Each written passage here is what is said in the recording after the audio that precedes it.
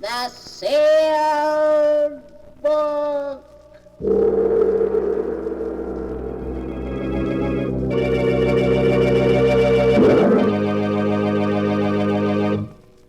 Once again, the keeper of the book is ready to unlock the ponderous volume in which is recorded all the secrets and mysteries of mankind through the ages, all the lore and learning of the ancients, all the strange and mystifying stories of the past, the present, and the future.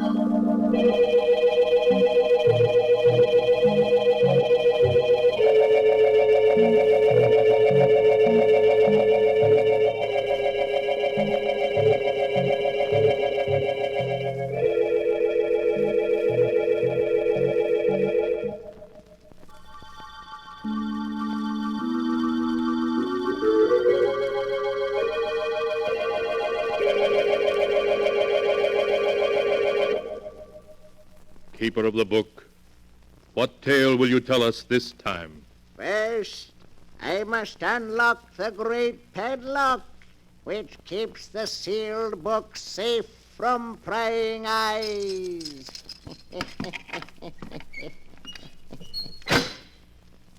Now, what story shall I tell you? I have here tales of every kind. Tales of murder, of madness, of dark deeds, and of events strange beyond all belief. There. Now let me see. Yes. Here's a tale for you. A dark story of two brothers. One of them killed because he could not help himself. The other one was interested in murder too, but in a very different way. The title of the tale is The Hands of Death. Here is the tale as it is written in the sealed book. It began in San Francisco on a night of thick, suffocating fog. A young man hurrying homeward turns a corner and bumps abruptly into a huge figure striding toward him. Oh, excuse me. Fog is so thick I didn't see you. It's all right. Tell me, do you live here? Here in San Francisco? Why, yes, I do. Do you know where Edward Morlock lives now? Why, no, I never heard of him. Now, if you'll excuse me... Wait. But I've really got to get home. I just want a light from your cigarette. Oh, of course. Here, I'll hold it for you. Just hold it like that. What is it? What's the matter? Nothing. It's nothing. It's my hands, isn't it? They frightened you. No, it's nothing. My hands, they disgusted you. No, of course not. They frightened you because they're not like other people's hands. No, let go of me. Are you sure that... You thought I was a freak? Let go of me. You're crazy. I'm not crazy, do you hear? I'll show you. No. I'll show you.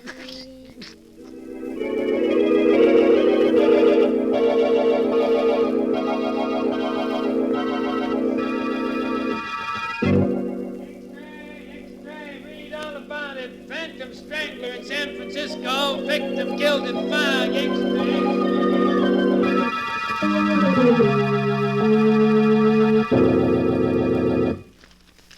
So, the Phantom Strangler is at work in San Francisco.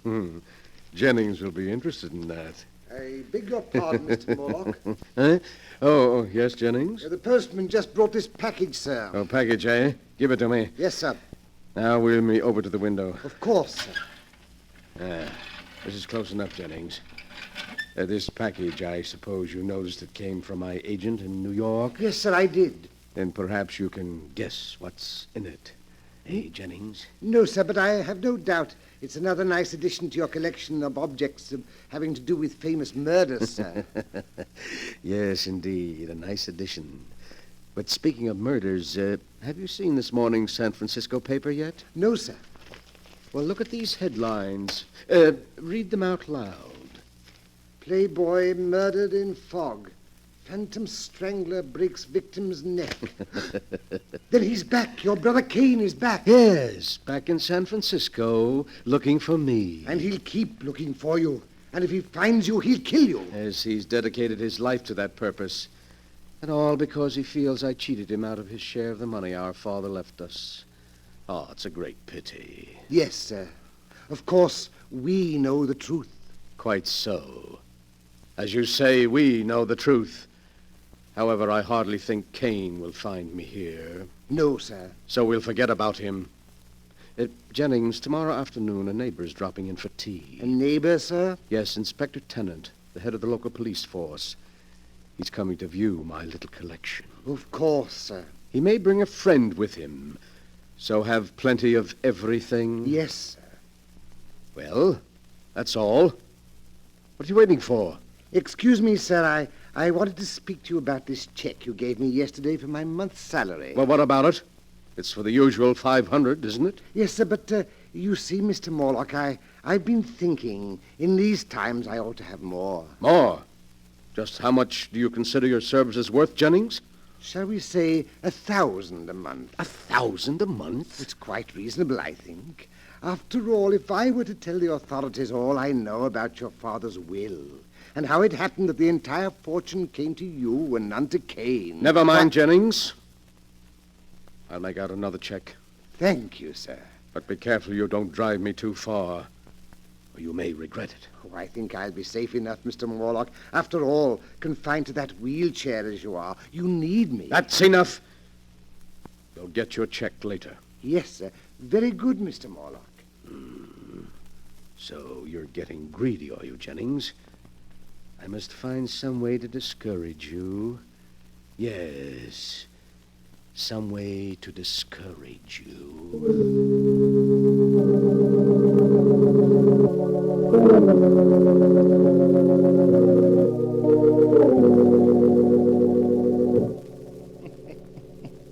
The next afternoon, Edward Morlock, the strange crippled collector of murder relics, enjoyed himself thoroughly playing host to Police Inspector Tennant and Mr. Norman Smith, a criminologist friend of his. He began by showing them his latest acquisition, the one that had come by mail just the day before. And now, gentlemen, look. A cashmere shawl. Yes, but no ordinary cashmere shawl. Until last month, it was owned by two very old sisters who lived in a dingy house in Baltimore. In Baltimore? Yes. You mean that's the shawl? Exactly, gentlemen. That's the shawl with which the two old ladies were strangled by a sneak thief. Well, I'll be darned. It's a prize worthy even of my collection, which is, I flatter myself, the most complete of its kind ever assembled. Funny hobby, I'd call it. Every man to his taste, Inspector. Murder is your business, but it's my hobby. Now, if you'll just pull back those curtains there, the rest of my collection is on the shelves behind them. These curtains? That's right. Well, I'll be jiggered. This is most interesting, Mr. Morlock. Yes, I knew you'd think so. Look there on the wall. An authentic headsman's axe. It was used in the brutal murder of the Baron de Morlaix, an ancestor of mine in the 15th century. And right there below it is the blood-stained dress worn by one of the victims of Jack the Ripper. And on the next shelf, you see...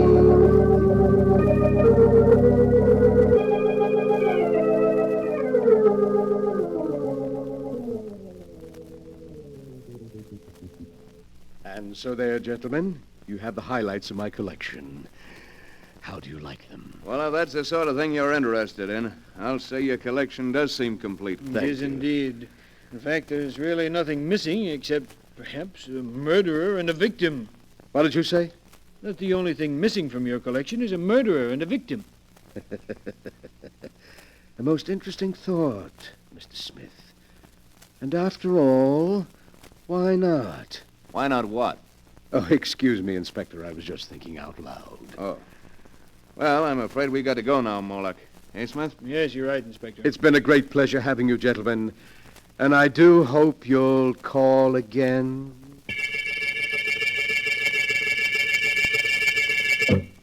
Yes, Mr. Morlock, you rang? Yes, Jennings. Before you help me to bed, I want you to mail these letters. Yes, sir.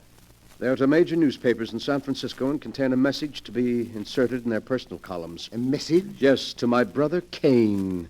We used to communicate this way in the past. But, what... Here is a copy of the message. You may read it. If the gentleman with the unusual hands will visit his brother in Santa Villa, he will learn something to his advantage. You're inviting him here? Exactly. You've decided to play safe, to trap him and turn him over to the police? Oh, that's clever of you, Jennings. Yes, very clever. But you've already proved you're clever, haven't you? Now just take these letters out and mail them, and soon, quite soon, I think, we shall be seeing my dear brother Kane again.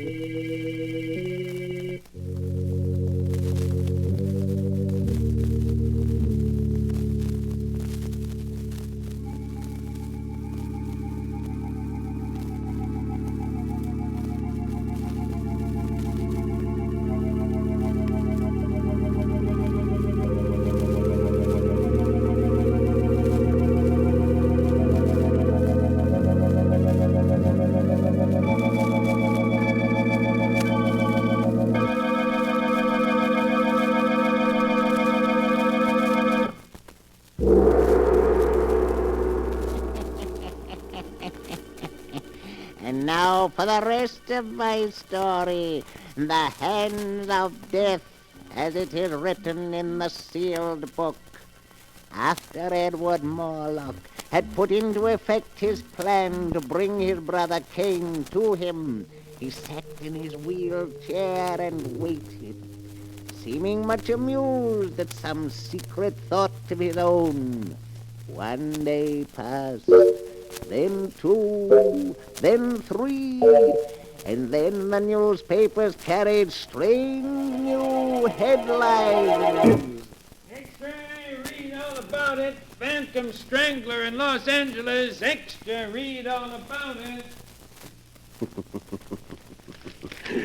So Brother Kane was in Los Angeles last night, Jennings. He's getting closer. I shouldn't be surprised if he arrived here tonight. I don't like it. Oh, nonsense, Jennings. You know you've got nothing to fear from Kane. Unless, of course, you're so careless as to make some remark about his hands. I know, but he intends to kill you. I think I'll be able to control him. I want you to bring me a glass of milk. Kane is very fond of milk. Glass of milk? With a triple dose of sleeping powder in it. But I don't understand. Never mind. Just do as I say. What's that? I imagine that's Kane now. Kane? Here, already? Quick. I'll let him in. You get that glass of milk ready. And bring it in when I ring. Yes, sir. When you ring, sir. Oh, come in, Kane. I've unlocked the window. Yes, I'll come in, Edward. Now that I've found you at last. Well, I'd hardly say you found me, Kane. I sent for you. It's the same thing. Now I'm where I can put my hands around your throat at last. I'm going to kill you. Do you hear? Kill you. Kane, sit down. What? Sit down. I want to talk to you. All right, I'll sit down, but you can't change my mind. Tell me, Kane, how many people have you killed since you got out of the penitentiary? 7. 7 murders? They looked at my hands. They were disgusted. I didn't kill them. My hands did. You hear? I didn't want to kill them, but my hands killed them anyway. Why, of course, I understand. Your hands. Your great-grandfather had hands like yours, you know, Kane. Don't talk about it anymore. Of course not, Kane. But you must be hungry. I'll ring for Jennings. He'll fix something for you. Yes, I am hungry. But please, Kane, don't startle the poor fellow. You know, he's very much afraid of you. Why? Why is he afraid of me? It's your hands. He says they give him nightmares. My hands give him nightmares? Oh, you mustn't blame him, Kane. He can't help it. My hands give him nightmares. Yes, sir. I brought you a glass of milk, Mr. Morlock. My hands frighten Oh, me. thank you, Jennings. Just put it down here. Yes, sir. Why are you looking at me like that, Jennings? I'm not looking at you, Mr. Kane. You're looking at my hands. They upset you. They give you nightmares. No, Mr. Kane, that's not true. I'll show you. I'll give you a reason to be afraid of my hands. Mr. Morlock, help me. I'll show you. I'll Let show go, you're you. kidding. Help. There. That'll teach you to be afraid of my hands. You can let him go now, Kane. He's dead. My hands, they've killed again. Yes, he's dead. Oh, you've been very wicked, Kane. I didn't want to kill him. My hands did it. My hands, you hear? You must be quiet now, Kane. You must rest. I didn't want to kill him. Here, drink this milk, then lie down and rest for a while. We'll talk some more in the morning. All right. I'll drink it. I'll take care of everything. Ah. That's right, Kane. Lie back and sleep. Sleep soundly.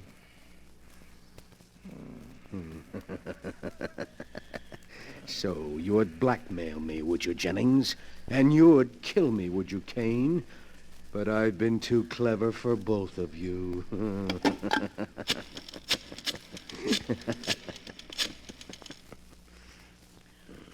Hello. Hello, police headquarters. Connect me with Inspector Tennant, please. I want to report a murder.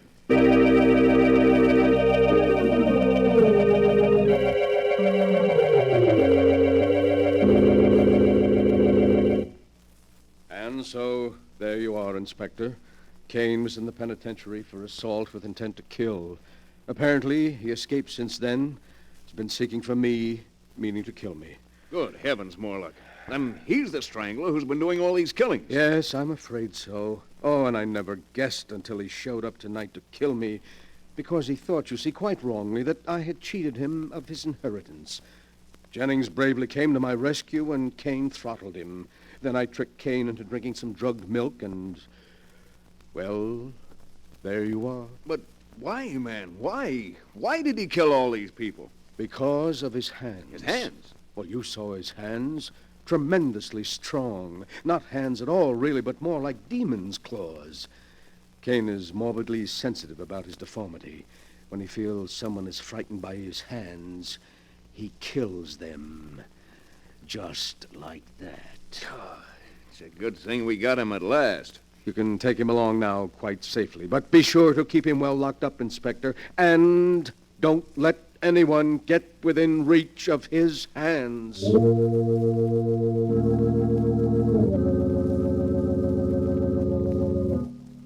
A few weeks later, Kane Morlock entered the lethal chamber of the state penitentiary.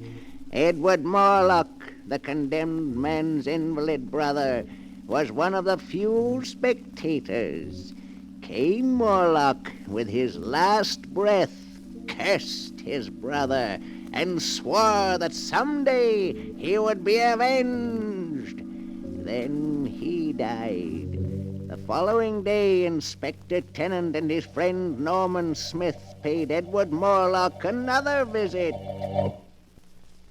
Oh, good evening, Inspector and Mr. Smith. It's very kind of you to stop by tonight. We dropped in to see how you were making out, Mr. Morlock. Thought maybe, what with your trip yesterday and the shock, that perhaps... Oh, no, I'm quite all right, thank you. What must be, must be. You see, I'm a philosopher. You have somebody looking after you? Yes, Philippe, a Filipino boy, is taking poor Jennings' place. Oh, and, gentlemen, that reminds me. I have something here that will interest you. Mm-hmm. Something that'll interest us? Yes, here on the table beside me. This jar. A burial urn, isn't it, Mr. Morlock? Exactly. And in this burial urn are the ashes of poor murdered Jennings. Jennings' ashes? Yes. You mean you're going to keep them with you? But of course, gentlemen. I was very fond of Jennings, very fond. What more fitting than that I should keep his ashes to remind me of his years of faithful service? Besides, well, I can always look upon them as part of my little collection. Your collection? Yes, Inspector. It was Mr. Smith here who pointed out that, complete as it was, it lacked both a murderer and his victim. Well, here are the ashes of the victim. Great heavens. That's rather a unique item, Mr. Morlock. Yes, indeed, an item any collector would be proud of. But the really choice addition to my collection is here in this box, which just arrived. Would you care to look at it, gentlemen? What in the Oh, world? now you needn't guess. I'll lift the lid and, see. Merciful heavens. A pair of hands. The hands of your brother Kane. Exactly. I can't believe it. But what is so strange about it, gentlemen? There are the ashes of a murder victim. Here are the unique and terrible hands that throttled him. Where in all the world will you find a collector who can boast such items as these? You must be mad. Morlock, did you plan all this from beginning to end? Plan it, Mr. Smith, but how could I? You're quite mad. We could never prove it. You could prove nothing. Nothing. Inspector, I think we'd better go. Yes. Come on, let's get out of here before I do something I'd regret. Call again any time, gentlemen. Easily upset, weren't they, Kane? Upset by your hands. Your great, strong hands that are going to become the prize items of my little collection. The distorted hands of a murderer. Ooh, how cold they are. And yet I can almost feel the murderous strength in them still. You wanted so bad that you'd close your hands about my throat, didn't you, Kane? But it's too late now. You're dead. And your hands are dead, too. Lifeless. Would you like to see how your hands look at my throat here? I'll place them there for you. See how nicely they fit around my neck. Just as if they... No! No! No! Let go of me! Your hands! They're choking me! I can't breathe! Morlock, what is it? Where are you? Inspector, look. They're on the floor. Good Lord. It's Morlock. And no. No, it can't be. His brother's hands are clutched around his throat. They've strangled him.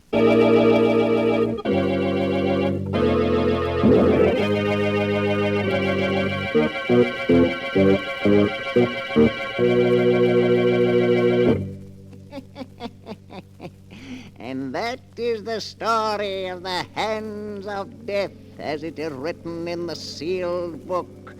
Edward Morlock was quite dead when they found him, with his brother's severed hands about his throat. But they called his death heart failure. For who would believe that two dead hands by themselves could wreak the vengeance that Cain Morlock swore to have before he died? And perhaps it was heart failure. Perhaps Edward Morlock, thinking he felt the hands move, died of sheer terror. You'll have to decide for yourself which is true. The answer is not written here.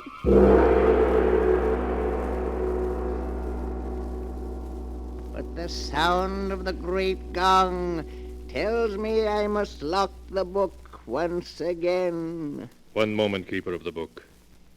What story from the sealed book will you tell us next time? Next time? Are you sure you want to know? Perhaps my next story will be about you.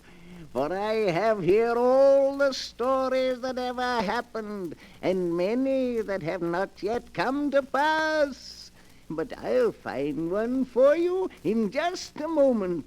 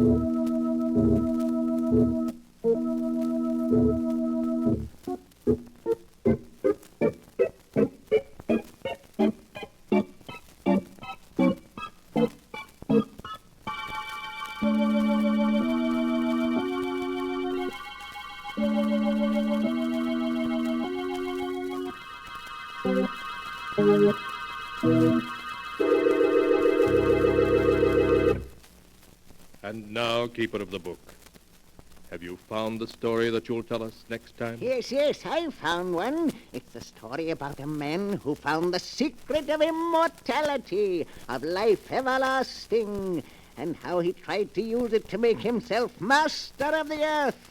The title of the tale is The King of the World. Be sure to be with us again next time, when the great gong heralds another strange and exciting story from The Sealed Book. The Sealed Book, written by Bob Arthur and David Kogan, is produced and directed by Jock MacGregor.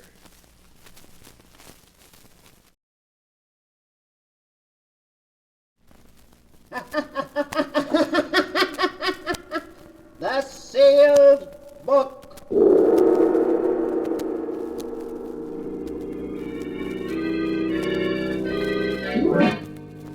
Once again, the keeper of the book is ready to open the ponderous volume in which is recorded all the secrets and mysteries of mankind through the ages. All the strange and mystifying stories of the past, present, and the future.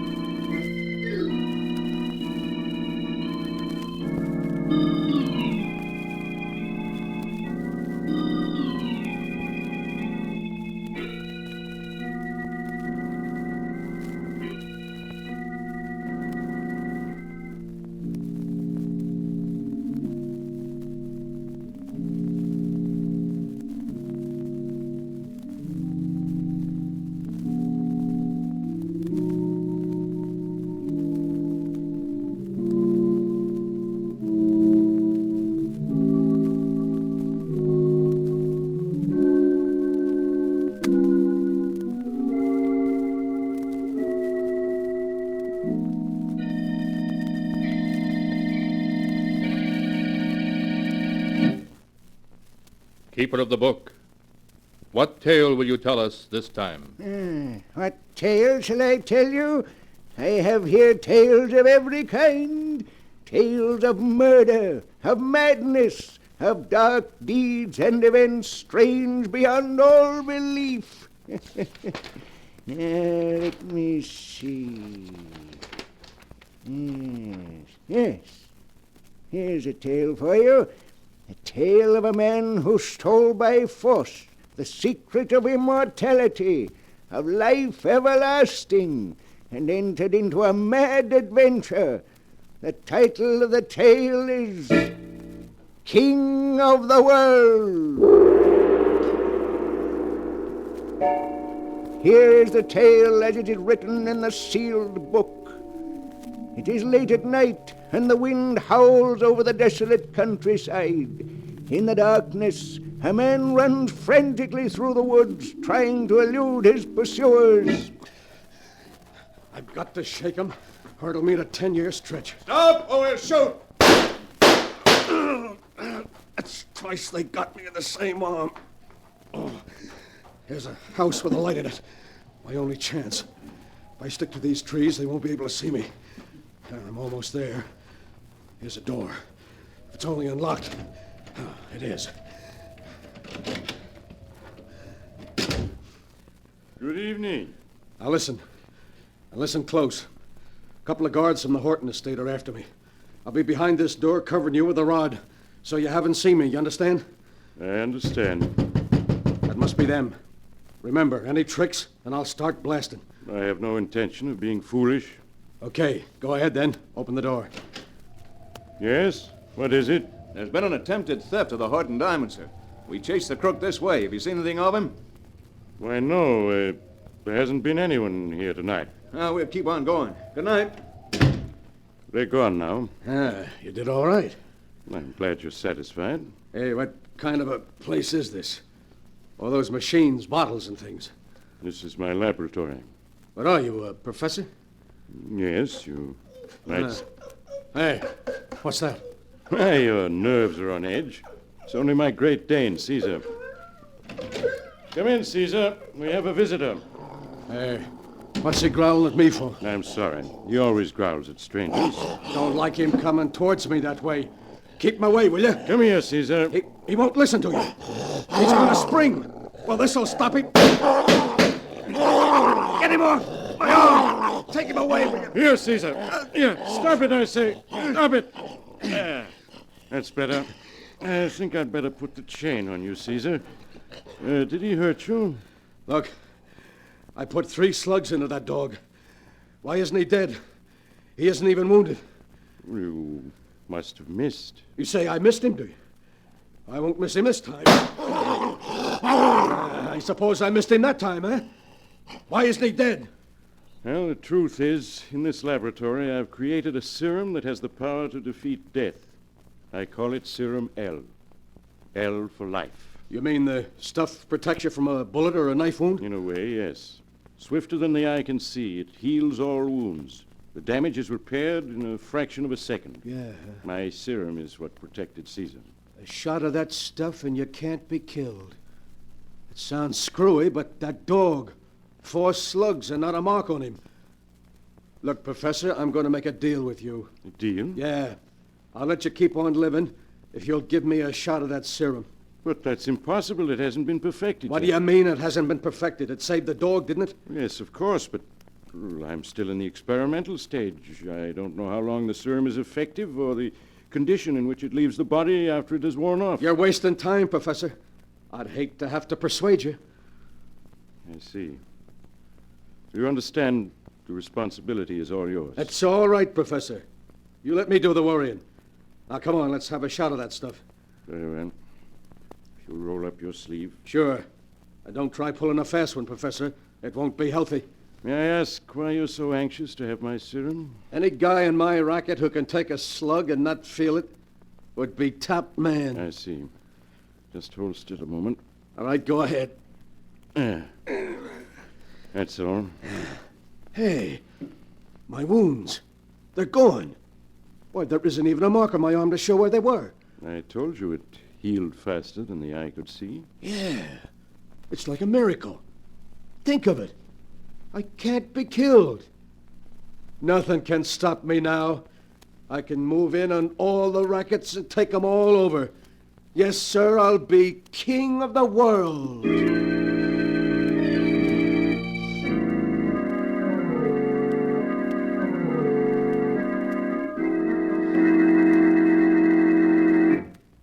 Hello, Duke. What do you want to see me about? I'm kind of busy. I won't take up much of your time. I'm after a job. Well, I'd like to give you one, but I haven't room for another man. You're wrong. There's one job in your racket that's going to be open soon. Yours. Mine? Yeah. Duke, you've got a funny sense of humor. Yeah, I know. But this is one time I'm not kidding. You better be kidding, or it might not be healthy for you. I don't have to worry about my health anymore. You'd better go while the going's good. I like it here. You're the one who's leaving. Right now. You haven't got a gun, Duke. The boys saw to that. And I have. You're a little nervous, ain't you, Williams? Stay where you are. I'll let you have it. I don't scare easily, not anymore. You asked for it. Couldn't have missed. I won't this time. Don't seem to be able to stop me, Williams. I shot you. I tell you I shot you. Why did you fall? Oh, it can't be. I put 6 bullets into you. Why did you fall? Your gun is empty now, Williams. It's just you and me. No, Duke, don't. I'll do anything you say. Stay away, please.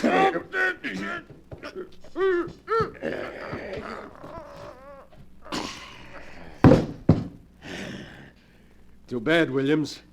You should have resigned when I gave you the chance. But you would be stubborn. That's what they'll all get if they stand in my way.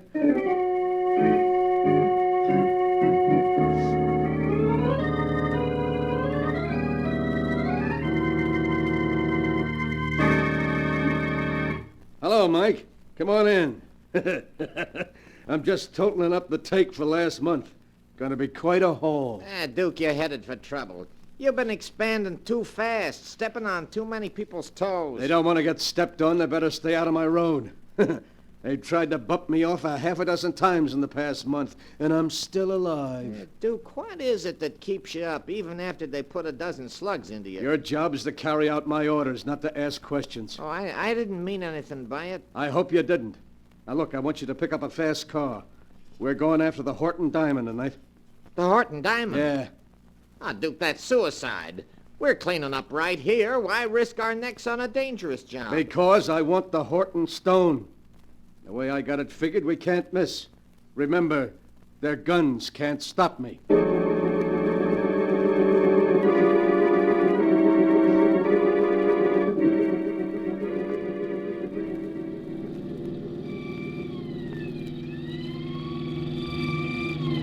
you? 70 the best you can get out of this car? I got my foot down to the floor now. Hey, look at that diamond, Mike. Isn't that a beauty? Think of it. I got $500,000 right in my hand. A lot of good it's gonna do us if we don't shake that police car. Yeah, you're right. They're hanging on. We gotta shake them. There's nothing more I can do. I'm pushing this crate as fast as it'll go. All right, look out for this curve. We're taking it too fast. Hey, I can't control Look it. out, we're going over.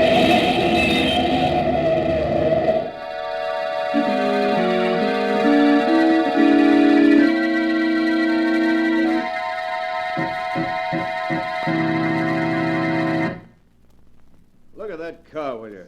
They must have been doing all of 70 when they crashed. Yeah, they'll sure have a hard time identifying this guy behind the wheel. What a mess. What about the other guy? Let's have a look. Say, there isn't a mark on him. He's unconscious, but he doesn't appear to be hurt at all. But he must be after a crash like this. Take a look for yourself.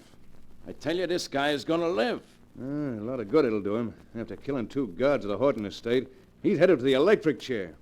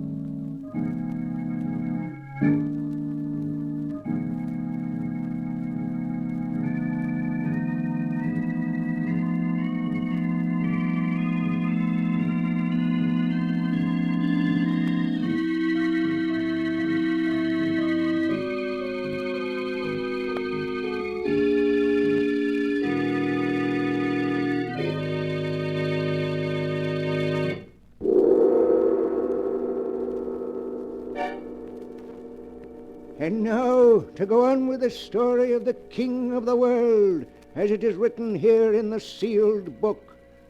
Duke Farson, having been duly tried and sentenced for the murders he committed, is being strapped into the electric chair.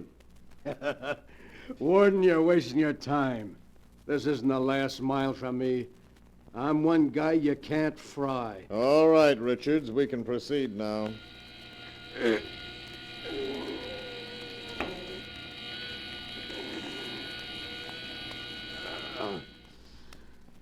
Will you examine the body, Doctor?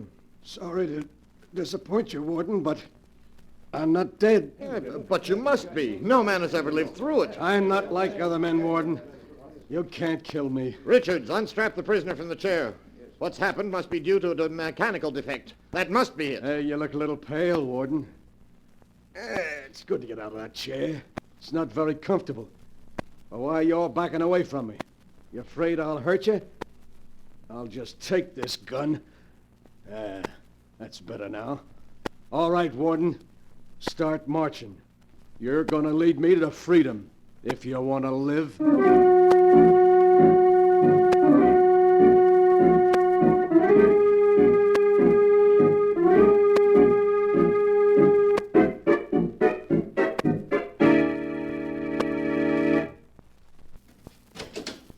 Duke. again, Joe. Quick. That's better. Hey, you look as though you'd seen a ghost, Joe. The papers are full of stories about your escape. They say the juice was turned on, and yet when it was over, you got up and walked away. Yeah, that's right. I told him I was one guy too big to be killed. Look, Duke, I can't afford any trouble with the cops. You know I'm a three-time loser. Shut up. I'm still giving orders. You'll do as I say. The cops can only send you up for life. I can do worse. Don't talk like that, Duke. You know you can count on me. I'll do anything you say. You'd better. I'm going to hole up here for a couple of weeks until the heat's off. Meanwhile, I'm going to make plans, big plans. I'm bigger than just being the king of the underworld. If I organize things right, there's no reason I can't use the underworld to take over the rest of the world. Yeah, that would make me king of the world. Wouldn't be hard to either. Why is that clock so loud? I can't even hear myself talk. What clock? There isn't any in this apartment. Are you deaf? Can't you hear it? No, Duke, honest. I don't hear a thing. You must be imagining things. I don't know. I don't hear it so loud now either. Yeah, I guess maybe it was my imagination. Yet I could have sworn. Well, never mind. I got other things to think of. Big things.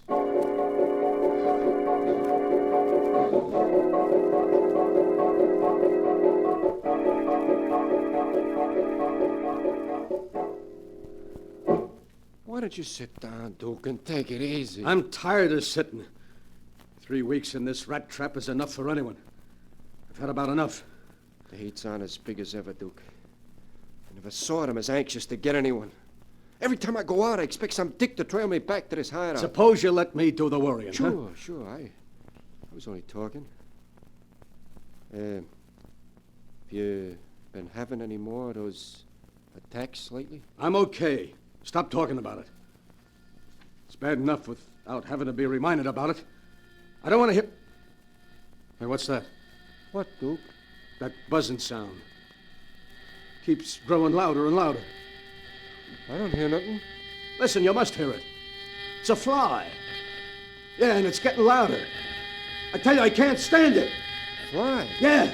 I don't hear it. Wait, there's one over there flying around us cracks. Well, do something, will you? I can't stand the noise. It's driving me crazy. Take it easy, Duke. I'm doing my best to kill it. There. Oh, thanks, Joe. It's gone now. For a while, I thought I'd blow my top. Maybe you'd better see a doctor, Duke. You've been getting these attacks more and more these past 3 weeks. No doctor can do me any good. There's only one man that can help me. Who's that? That's the professor.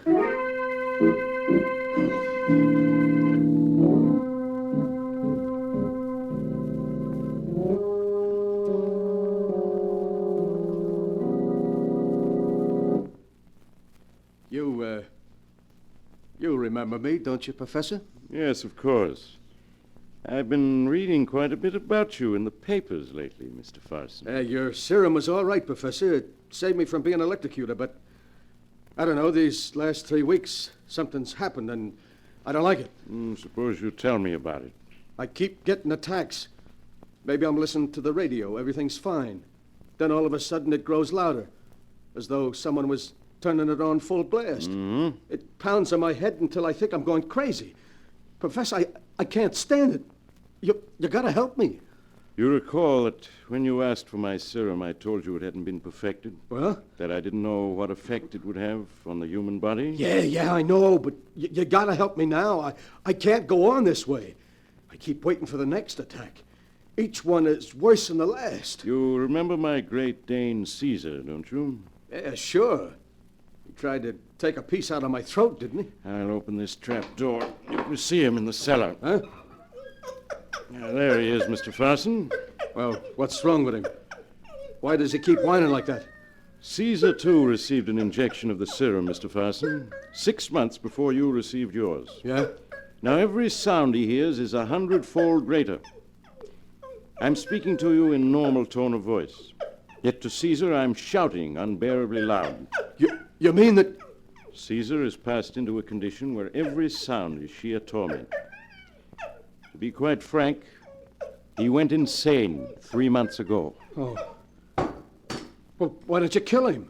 Put him out of his misery. You forget, Mr. Farson, that the serum still protects him from death. He can't die. And is that Is that what'll happen to me in a few months? Yes, I'm sorry to say. But, Professor, there must be something you can do. Maybe you got another serum, huh? Anything. I've got money. I'm sorry, but it isn't a question of money.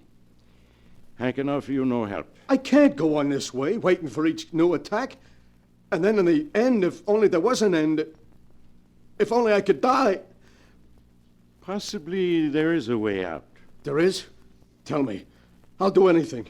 Well, as you know, my serum can prevent death from a dozen bullet wounds. But there might be one way its great healing powers could be defeated. Yeah, which way is that? If you were to use an explosive, a powerful explosive, you might blow yourself up into so many pieces that the serum would no longer be able to defeat death. Yeah. Yeah, I see what you mean. One of the mob once had an accident with nitro. They never found a trace of him. Yeah, nitro.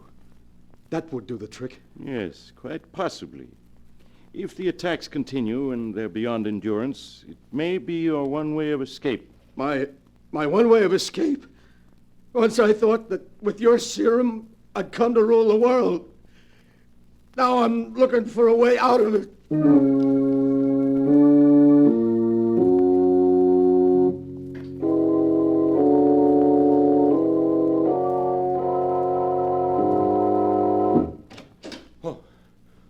You, Duke. Yeah. You expecting someone else? No, of course not. What are you so jittery about? Oh, me? Yeah. I'm okay. What'd the guy you went to see say? He can't help me. No one can. What are you gonna do, Duke? There's nothing I can do but wait. Maybe he was wrong. Maybe I won't get them attacks anymore. After all, just because it happened to the dog doesn't mean that... Hey, what's that? That steady pounding. It's growing louder and louder.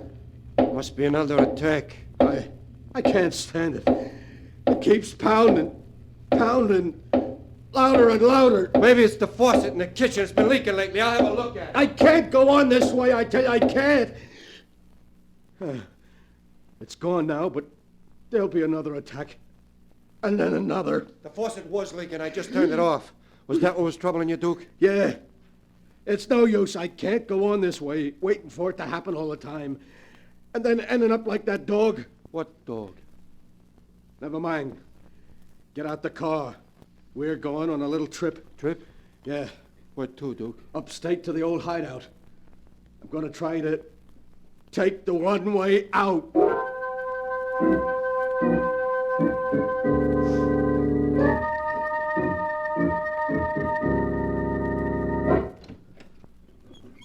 Duke, won't you tell me what we come to this old place for? You'll see.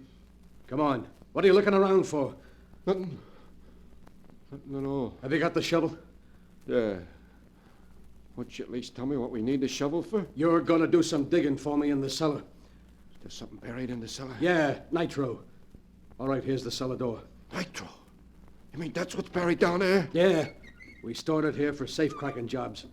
Now I got a better use for it. You aren't going to get me to dig it up. It'd be suicide. You see this gun, don't you, Joe? You haven't much choice. Now start down those steps.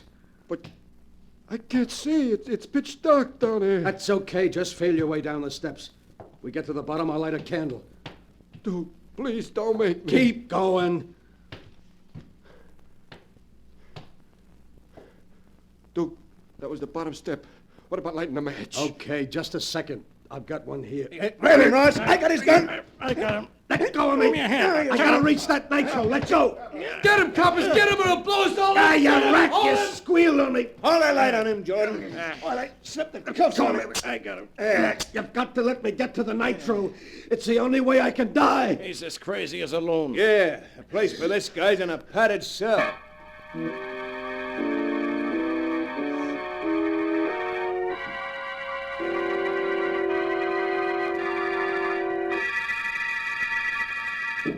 All right, Farson, in you go. All right. There.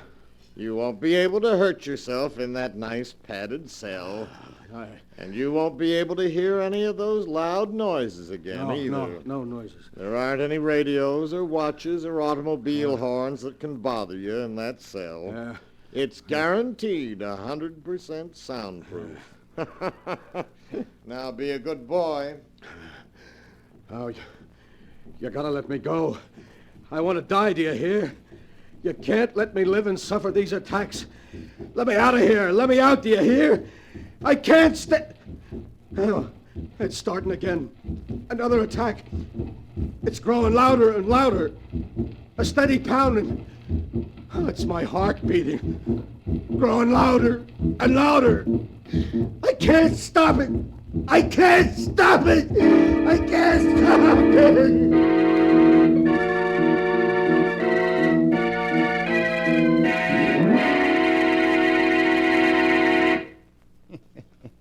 And that is the story of the King of the World, as it is written in the sealed book.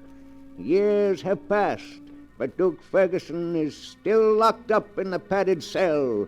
Day and night he begs to be executed, and yet at the same moment he knows he can't die, that the serum in his blood has given him immortality and sentenced him to a life filled with torturous sounds from which there is no escape. There is no escape. It is so written here in the sealed book.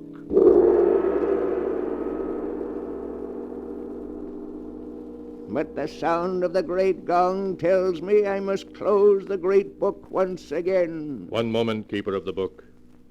What story from the sealed book will you tell us next time? Next time? What shall it be? A tale of madness, of terror, of dark deeds in far lands? For I have them here, all the stories that ever happened, and many that have yet to come to pass. But I'll find one for you in just a moment.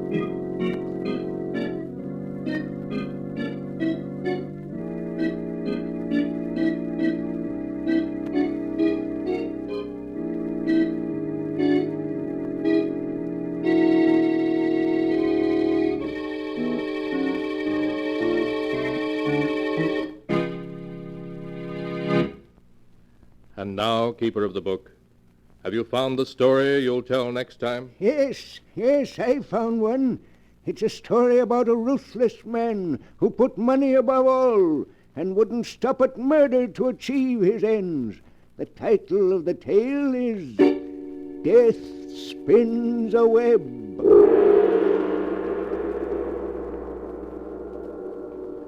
Be sure to be with us again next time when the great gong heralds another strange and exciting story from The Sealed Book. The Sealed Book, written by Bob Arthur and David Kogan, is produced and directed by Jock MacGregor.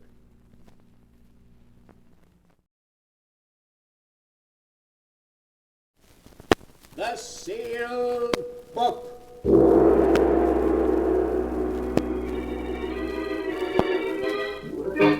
Once again, the Keeper of the Book is ready to open the ponderous volume in which is recorded all the secrets and mysteries of mankind through the ages.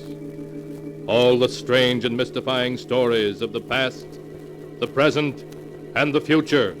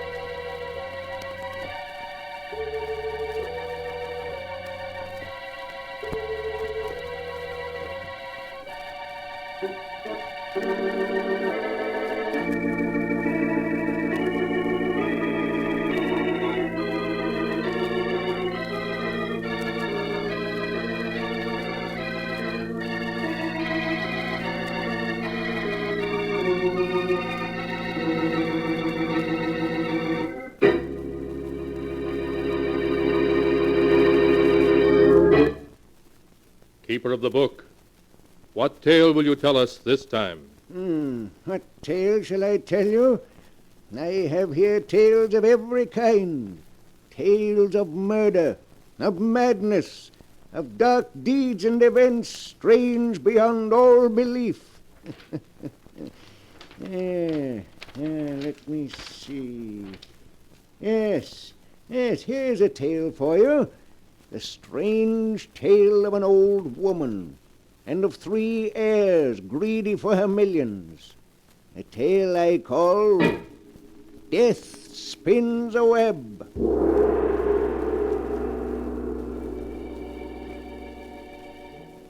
And here is the tale as it is written in the sealed book. In a great mansion far from the city, Mrs. Oliver Drake lies dying. Her door opens, and her attorney, Henry Arnold, enters. Good morning, Mrs. Drake. How do you feel today?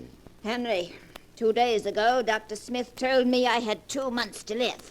Well, that's how I feel, like somebody who has 2 months to live. You take it well, Mrs. Drake. Tell me, have those 3 worthless grandchildren gotten here yet? Blanche and Vivian have. They're outside in the hall now. But you want to see them? I don't want to see them, no. But I will. We have things to talk over. Of course. I'll send them in. Your grandmother will see you now. Oh, thank you. Thank you, Mr. Arnold. Oh, Granny, darling, it's so nice to see you again.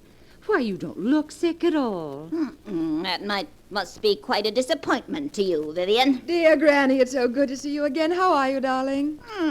Dr. Smith says I may live for another 10 years. Now, Blanche, you mustn't look so downcast. Perhaps I can arrange to die sooner. Why, Granny, you know I didn't mean any... Hello, Granny. Sorry I'm late. Our family playboy has arrived. Chris, these are your cousins, Blanche and Vivian. Well, I'm very happy to meet both of you. Strange, Chris, that we've never met before. We've been to so many of the same places. Monte Carlo, Paris, Deauville. I'm sorry that we didn't, Blanche. Until now, I had no idea that I had such a beautiful cousin. Chris, I'm Vivian, one of your unknown polo admirers. I saw you play at Bentonhurst last year. You were magnificent. Chris is magnificent at everything that's a waste of time. By the way, Chris, whatever became of that princess you were married to? Oh, you mean Irina? We were divorced 2 months ago, Granny. Congratulations. What about you, Blanche? Are you still married to that 3rd husband of yours? Oh, no, Granny. I got rid of him a year ago. What about you, Vivian? I'm free at the moment, darling. You know, if I were to search the entire world for the 3 most useless people, I don't think I could do better than you 3. As far as I'm concerned, you're undoubtedly right, darling. If I had my way, I'd cut you 3 vultures off without a penny and leave everything to charity. Unfortunately, under your grandfather's will, I have to divide the fortune among the 3 of you. But I'm permitted to divide it any way I see fit. But of course you're going to divide the money equally between us, aren't you, Granny? No, dear, that's just it. I'm not. What? I'm going to leave the fortune to just one of you. The other two will merely receive token inheritances. But why, Granny? I feel that one of you must be just a shade less useless to society than the other two. And to that one, I intend to bequeath the fortune. I see. And have you made up your mind yet? No. Ah? I want the three of you to live with me for a few weeks, so that I can become better acquainted with each of you. And at the end of that time, I shall make my decision.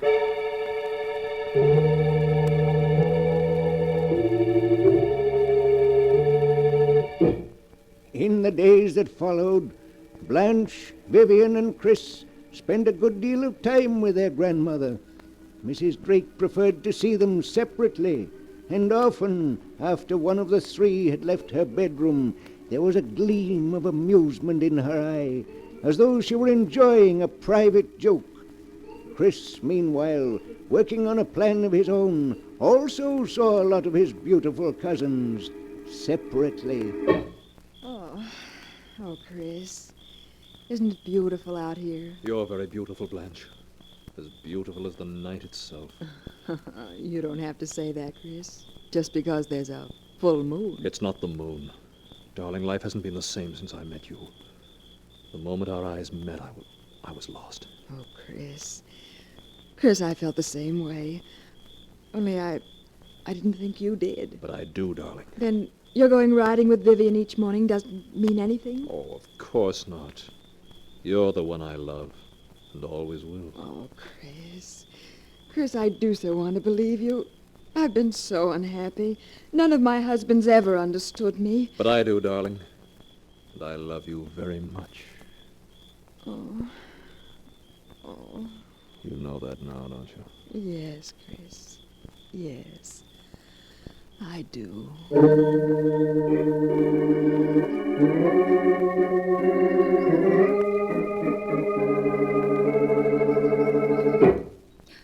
Oh, Chris, it's a wonderful morning.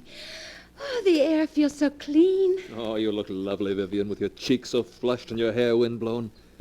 Look at me, Vivian. Oh, Chris, don't. You had no right to kiss me. Let me go. Your lips say let me go, but that isn't what your eyes are saying, is it, darling? No, Chris. No, it's not. Oh, Chris, this isn't just one of your famous flirtations. No, darling. I think I fell in love with you the moment I saw you. You do care for me, don't you, Vivian? Yes, Chris. Yes, I do.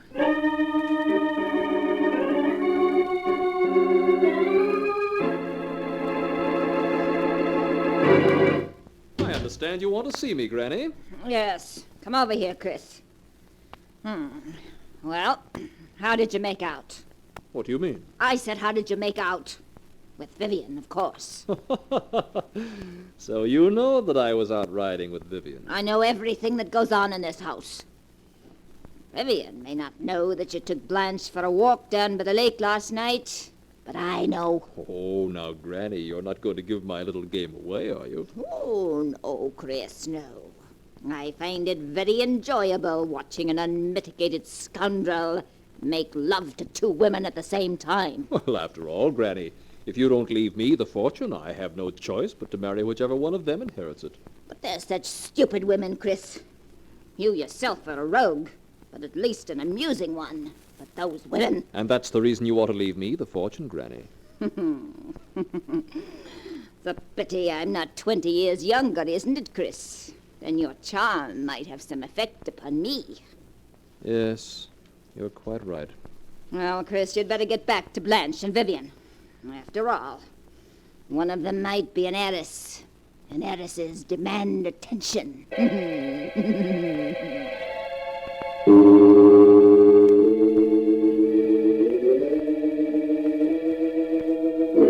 A week passed, a week in which Chris found it more and more difficult to play his little game.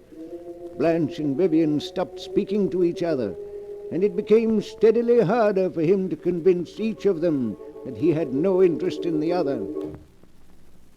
Good morning, darling. Oh, hello, Blanche. Well, Aren't you even going to kiss me? Of course, dear. Oh, Chris, I do love you so.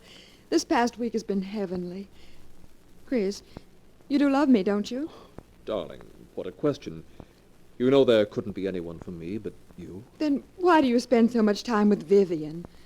That's how I keep tabs on her.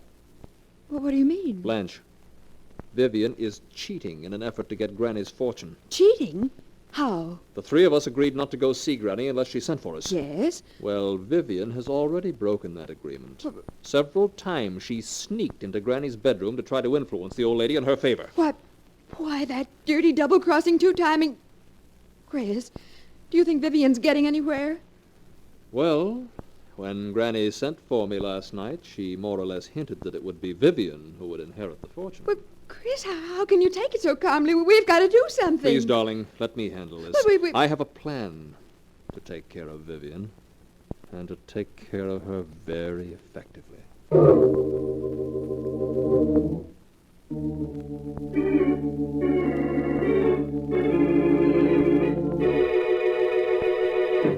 Hello, Vivian. How are you, darling? Let go of me, Chris. Let go. But what's wrong, darling? Aren't you afraid Blanche may be wondering where you are? Oh, so that's it. Yes, that's it. Vivian, listen to me. Whatever time I've spent with Blanche hasn't been because I wanted to. All I've been doing is protecting our interests. Protecting our interests? You may not know it, but Blanche has broken the agreement the three of us had. She's been sneaking in to see Granny behind our backs. Why, that low-down, conniving, peroxide blonde. That's the reason I've spent so much time with Blanche. To learn if Granny is being influenced by her. And is she, Chris? Blanche seems to feel certain she's going to inherit the fortune. Oh, Chris, what are we going to do? You can do as you please. After I've spent days with that hag trying to protect our interests and ensure our future happiness, you accuse me of making love to her. I didn't say that. Well, you intimated as much. Oh, please, Chris, don't be angry. I'm terribly sorry I lost my temper. Oh, please say you forgive me, darling. Please. I'll never doubt you again.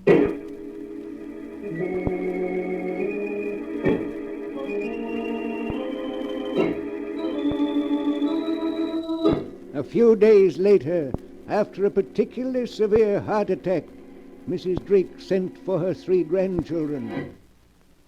I suppose you're wondering why I sent for you, aren't you? Naturally. Frankly, yes, Granny, darling. In the 2 weeks that you've been living with me, I've come to the conclusion that you 3 are the shallowest and most useless people alive. Why, Granny? If I could, I'd leave the entire fortune to charity. But the will of your grandfather provides that the fortune is to be divided among you. I want you to know that I've finally made my choice. You have? And who's the lucky one among us, Granny? My attorney, Mr. Arnold, is coming from the city the day after tomorrow to draw up my will. When I'm dead, he'll reveal to you who the fortune goes to. Until then, you'll just have to be patient and try to guess.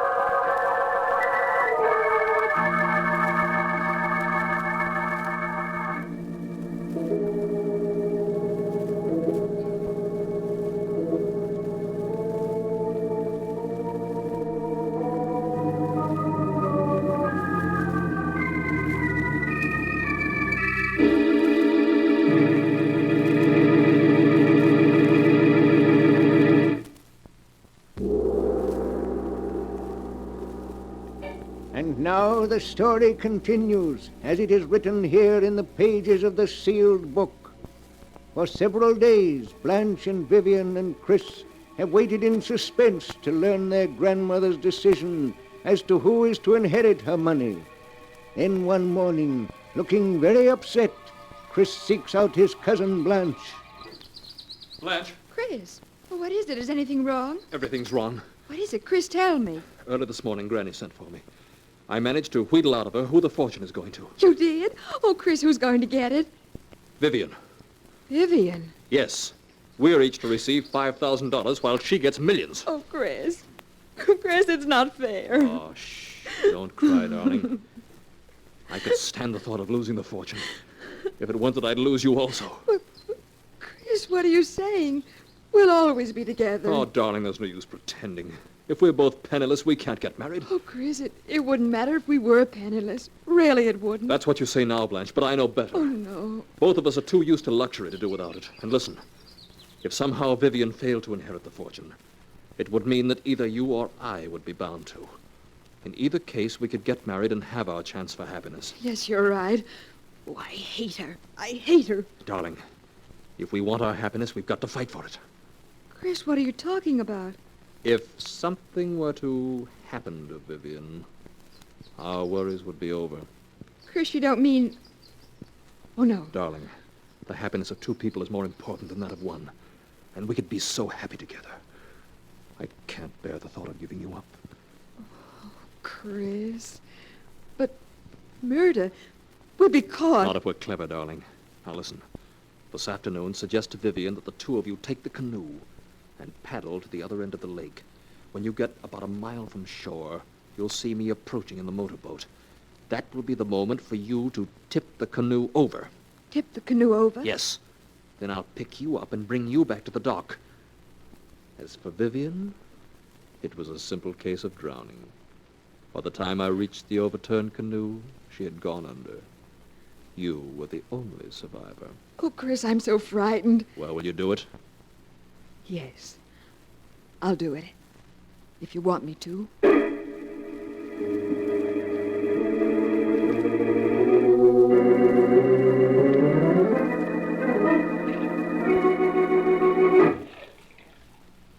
Are you tired paddling, Blanche? No, Vivian. The lake is certainly deserted today, isn't it? It always is this time of the year. Ooh, but that water's cold. Oh, I hear a motorboat. Oh, look, it's Chris. He's coming after us. Hello, you two. Who wants a lift? Let's just ignore him, Vivian. All right. We'll pretend he isn't there. He expects us to admit we're tired. Shall we change places? I'm tired of paddling in the stern. All right, if you like. But be careful. These canoes tip very easily. Yes, I know. Now you work your way slowly toward the stern while I make for the bow. Okay. Now, we have to slide past each other. This is a tricky part to changing places in a canoe. Blanche, look out. You're rocking the canoe. Oh, I can't help it. Look out. We're going over. Hey, what happened to you two? Chris, pick me up. Come over here and I'll help you into the boat. Chris, where are you? Here I am, Vivian. Chris, it's 30 yards to the boat. I can't swim that far. Chris, pick me up. My clothes are dragging me under. Swim to the boat and I'll pick you up. Oh, Chris, don't let me drown. Chris! Chris! It's only another 20 yards, Blanche. Oh, Chris, my clothes, they're so heavy. I'm getting so tired. Just a few more yards, darling. A few more yards. I couldn't swim beyond that if my life depended on it. I'm afraid you may have to, darling. Chris! Chris, come back! Chris, don't let me drown! Chris! Chris, no!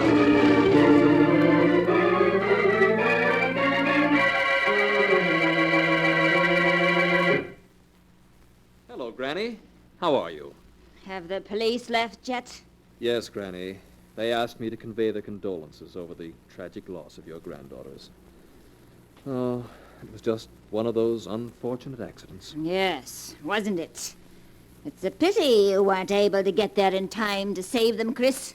I shall never forgive myself for that, Granny. I'm sure you won't. Well, Mr. Arnold is waiting to see me about drawing up my will and naming my heir. But I no longer seem to have a choice in the matter. I must give you credit, Chris. You worked the whole thing out like a master. Why, Granny, whatever are you talking about? You may have fooled Blanche and Vivian and the police to boot, but not me, Chris. What do you mean? Chris, do you remember when the thought first occurred to you that with Blanche and Vivian gone, you would inherit all? Why, Granny. It was when you met your cousins for the first time in this room. The thought occurred to you because I said, it's a pity there isn't only one of you. Then I wouldn't have to bother deciding who should inherit the fortune. Come to think of it, I do recall your saying something to that effect. And when I did, your head came up and you stared at the two women, and then you smiled. And I knew exactly what you were going to do. Of course, this is all nonsense, but if you say you knew what I was going to do, why didn't you stop me? Because I wanted to see happen what did happen. But if you wanted me to inherit the fortune, why didn't you promise to leave it to me in your will without... Without forcing you to do what you did? Yes. My dear Chris, for reasons of my own, I wanted it to be quite impossible for those two vicious, stupid women to inherit my money. And equally impossible for you. Well, whether you want me to inherit the fortune or not, I'm going to. Oh, are you? Yes. Under Grandfather's will, there's no way you can prevent me from inheriting it. It's mine, come what may. Oh, is it? Yes. What are you laughing at? You fool. There isn't any fortune. What are you saying? There are millions. There's nothing. Absolutely nothing. Everything your grandfather left was lost in the Depression. No, that can't be. You're lying. Lying, am I? I've been paying the servants my doctor bills and other expenses by selling what few pieces of jewelry I had left. I have nothing now, nothing. No. In fact, I shouldn't even be surprised if you had to pay my funeral expenses. You witch! You planned this all from beginning to end, getting the three of us here. Speaking of leaving the fortune to one of us, driving me on to drown the two of them. Yes, that's right. And I can't recall ever having had so much fun in all my life. Well, you won't be having it much longer. You made a mistake in playing me for the fool. I don't think so. You did exactly as I knew you would. Everything I expected came about. It did it? Did you expect this also? You didn't expect this, did you? Well, why don't you laugh now? You'll never play anybody else for a fool. Drake, is anything wrong? I thought I heard... Good heavens, Mr. Drake, let go of her. Let go, do you hear? Let go. One thing she didn't count on. Let go of her. There. You can have her. She'll never play another little game like that. Mrs. Drake. Mrs. Drake. She's dead. No more than she deserved. Chris, what did you do it for? Murdering a helpless old woman. It's madness. Helpless, was she? Why, she tricked me into believing she had a fortune. Tricked me into killing to get it. What are you talking about? She tricked you into believing she had a fortune. She does have a fortune. You're lying. She said there wasn't a cent of the fortune left. You must have misunderstood her. She's worth at least $8 million. And with the death of your cousins, you were the sole heir to it. $8 million? But, Chris, no matter what you do now, that fortune can never be yours. I saw you kill your grandmother, and under the law, no murderer can inherit anything from his victim. And she planned this, too. She always said she didn't want me to have her money. And she fixed its way so it would all go to charity. But I'll show her. I'll show her. It's mine, do you hear? Mine, mine, mine!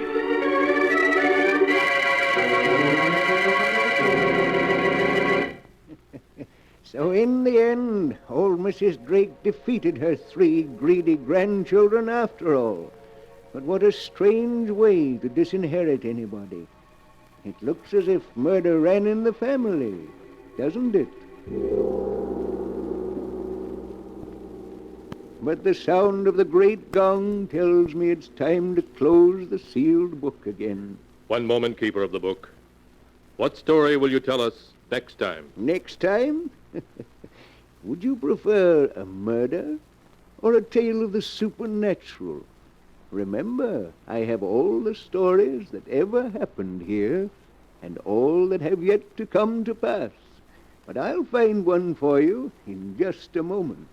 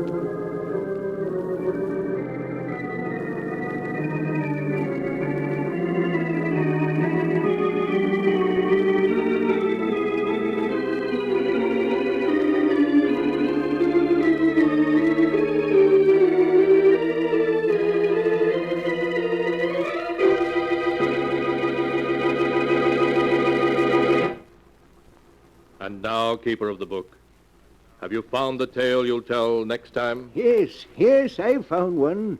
It's the story about a girl who goes to live on an island, a very strange island, where the dead walk by night and weird voices sound in the wind. I call the story Devil Island.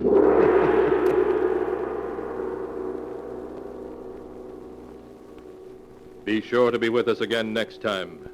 The sound of the great gong heralds another strange and exciting story from The Sealed Book. The Sealed Book, written by Bob Arthur and David Kogan, is produced and directed by Jock MacGregor.